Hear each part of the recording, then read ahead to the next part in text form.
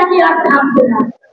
আমাদের বক্তব্য পরিষ্কার, আমরা জানি এটা কখনোই হতে পারে না।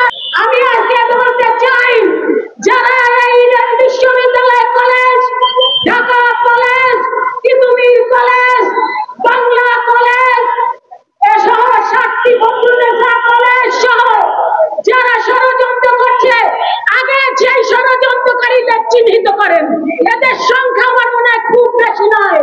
ওই ষড়যন্ত্রকারী কুচক্রীকারীদেরকে যদি আমরা চিহ্নিত করে তাদের শাস্তি না আনতে পারি, তাহলেই আমরা মনে করি আমাদের মনে শান্তি ফিরে আসবে।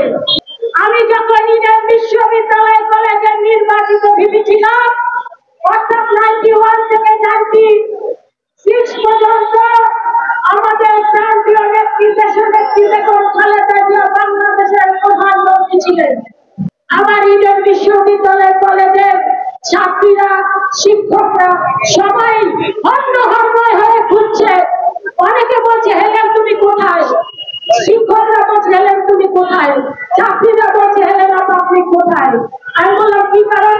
কলেজে এই বাংলাদেশের সবচেয়ে বড় বিশ্ববিদ্যালয় কলেজ, ইডেন বিশ্ববিদ্যালয় কলেজকে বাঁচানোর জন্য আপনাকে ভূমিকা রাখতে হবে। আমি বললাম, কি কারণে?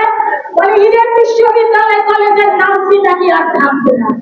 আপনারা জানেন, ইডেন বিশ্ববিদ্যালয় কলেজ হচ্ছে এমন কলেজ, বাংলাদেশ যেহেতু একটি ধর্মীয় ভাবে আমরা মুসলিম ধর্মপ্রাণ এখানে 90%, সেই কারণে ইডেন বিশ্ববিদ্যালয় কলেজে সেই সমস্ত ছাত্রীরা পড়াশোনা করে যারা বিভিন্ন বিশ্ববিদ্যালয়ে চান্স পাওয়ার পরে তাদের কাছে ইডেন বিশ্ববিদ্যালয় কলেজে তাদেরকে রেখে